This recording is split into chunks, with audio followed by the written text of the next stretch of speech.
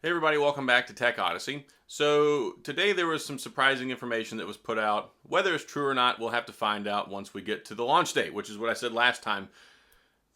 The price on the S22 series phones might actually not be going up, which we'll have to wait and see. It's one of those things where it's very interesting because usually whenever it comes to leaks and rumors, they're pretty spot on when it comes to pricing once we get this close. So it's interesting to me that we're basically on 0 hour now, about what, 8 days away from the actual launch of the phone, and we still don't know for certain. And now we have this latest leak of the pricing information from somebody named Jon Prosser, kind of prominent leaker, sometimes gets things right, sometimes doesn't, whatever. I don't usually pay too much attention to that other than it pops up on my Twitter feed.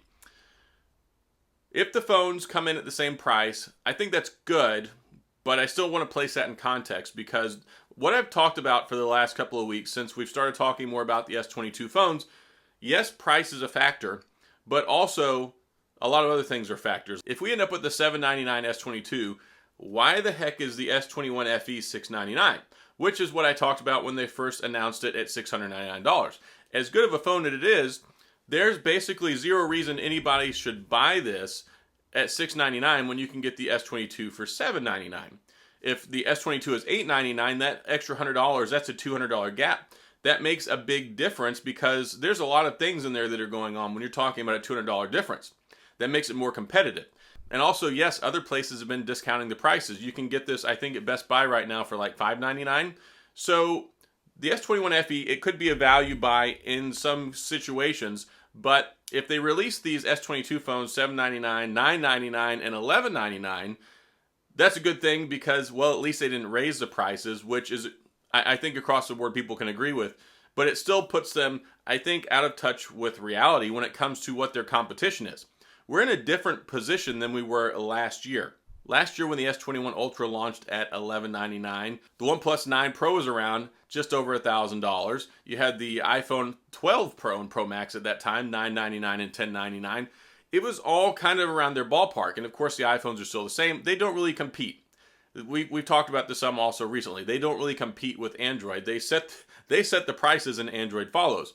But when you look at the rest of the landscape, there's no LG anymore, which was the value phone. You could have gotten that one cheaper. Then you have the Pixel 6, which is $899 for the Pro model and $599 for the base model. So the base model is down there undercutting the S22 by $200 to $300 still.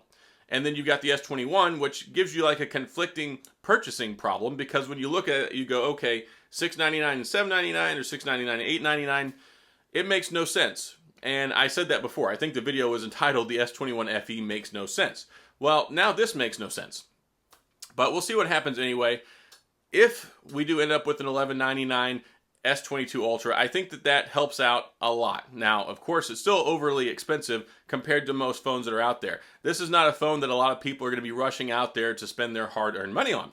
But also, the big thing with Samsung is always trade-in deals. And I've talked about this some in the past. When it comes to trade-in deals, that's where a lot of people get a good deal on these phones. I'm not going to say, hey, don't go get an S22 Ultra if you can trade in your S20 and get like $500, $600.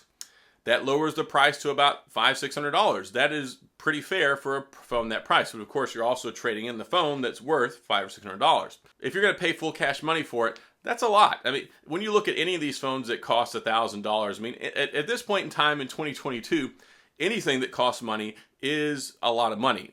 I mean, if you go to the grocery store now, shoot, for me, a gallon of milk is like $3. My grocery bill has gone up probably 40% over the last year. And for a family of 8, that's a ton of money. So when you look at phones and you wonder why sales have dropped year over year for the last several years, if you look at the S21 series and see that it dropped 47% in overall sales from the S10 series, that's just 2 generations of phones, I still maintain, I think that we're going to see a sale decrease this year on the S22 phones. I think that we'll see an initial surge of sales in February because we're going to have the new Note phone, which is the S22 Ultra. But other than that, I think you're going to see a sharp decline after that. And does it still make sense to spend $999 on something like an S22 Plus that is almost the same size as the Ultra but has a dumbed down resolution? It doesn't have the better screen. It doesn't have the advanced camera setup. You're going to get a 50 megapixel instead of a 108. At those differences, you shouldn't be settling. You shouldn't be compromising on a $1,000 phone. If you get any other phone that costs $800, $900, $1,000, it's like a maxed out version. Like, you're not compromising, and you're compromising quite a few areas on an S22 Plus. So even if we lower the price by $100, I still think that the S22 and the S21 FE argument is still silly, and I don't know why Samsung did that. It doesn't make any sense. When you look at the Plus, I still think that it's too much of a compromise to spend your money at $999. The only thing that looks semi more attractive is the S22 Ultra, which we're talking about having the stylus in it, which even most people don't want, because if they wanted it, they would have bought a Note previously, and those would have sold like the S Series, and the S Series is the one that carries the flagship lineup. So still question marks. We'll see what happens. February 9th is the launch date, and also, interestingly enough, it's rumored that there's going to be some supply shortages still, and that you're not going to be able to get all of the phones on the same date. It looks like you're still going to be able to get the Ultra, I think, around the 23rd of February, but it looks like, I think, based off of these rumors and these leaks, that we're not going to be able to get the S22 or the Plus until like March the 11th or somewhere around there. So, of course, they're going to sell the more expensive one first, because they don't want you to buy a cheaper one and then not buy the more expensive one, or they don't want you to buy the cheaper one and then return it 2 weeks later and then get the more expensive one. So they put the more expensive one up front, they front load that. Of course, the demand is probably more there for this new S22 Ultra because it's replacing the Note. So, of course, they want to get that out, and they want to prioritize putting the hardware into that phone. So I think they're probably expecting a lot of sales on the front end, and also they're going to have trade-in deals. I'm sure they're going to give you the earbuds you don't want. They'll probably give you the trade-in credit. I think last go-around was, what, like $200, $250 if you reserved it early, so you can buy stuff you don't want. They're like, oh, here, you can only use it for this. You can't save it for later. Buy our charger that we're not going to give you in the box. Buy our phone case that's out of this world priced at $60 or $70. And here's our earbuds that really, they're okay, but you probably wouldn't have spent $150 on. So Samsung is all about doing that stuff. Hopefully they'll still allow us to trade in multiple devices. I feel like that does help some people out who happen to have several of them laying around at home. You will, of course, get the trade-in boost for whatever your first phone is. So looking at it, yeah, I'm going to trade in something so I can buy it because I got to pay my own money for this stuff. I'm going to get the S22 Ultra. I'm going to test it out. I'm going to make videos on it, all that jazz. But still, we'll see what happens on launch day. Maybe it is $11.99, maybe it is $12.99, maybe they did bump the price up $100. I don't want to keep talking about the whole back and forth of this because who knows, it could change again in 3 days. Leakers are always subject to being wrong, and that's why in my previous videos I said, okay, if this stuff is accurate, if this stuff comes to fruition, if this is what happens, these are being leaked and rumored, that's the way it works when it comes to leaks and rumors. So we'll see. Some people, a lot of people said $12.99. Now we have somebody saying $11.99. Who knows? It's a toss-up at this point. The moral of the story is still not a lot of improvement over last year. The S21 Ultra is still probably a better buy for most people, especially if you're considering getting the Plus series or larger series phone and don't want the Note and the stylus stuff. And yeah, we'll see. A lot of curious stuff. I was sitting around thinking about this, and normally I don't release videos in the afternoon, but I thought, okay, let me record this real quick. I'll talk about it. You're probably going to see a lot of stuff. I've already been seeing stuff on Twitter. Probably going to see a lot of videos talking about, oh my gosh, we were wrong, we've been fooled, we've been tricked, whatever.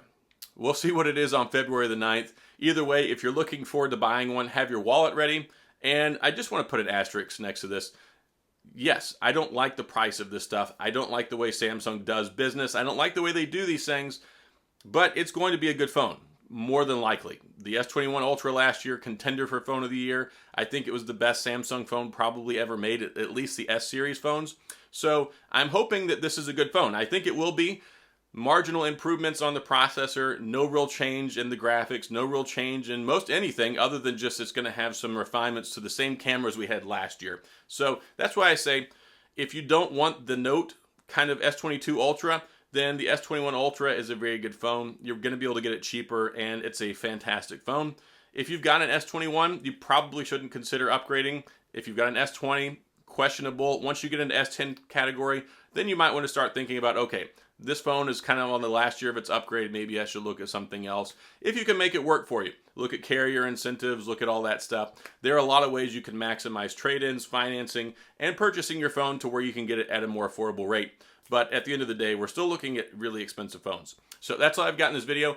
What do you think? Does it matter if there's a $100 price difference? Are you dissuaded one bit if it's $11.99 versus $12.99 or $7.99 versus $8.99? Is it still too expensive? Is it still out of touch? Because when you look at other phones like the Pixel 6 for $599, does it make sense to buy a $799 or an $899 S8? We'll see. Talk about it. Let's go down in the comment section. We'll have some discussion. As always, if you enjoyed the video, please hit the like and the subscribe button and the little notification bell if you want updates when new videos come out. And as always, thanks for being here. I appreciate you watching, and I'll see you guys next time.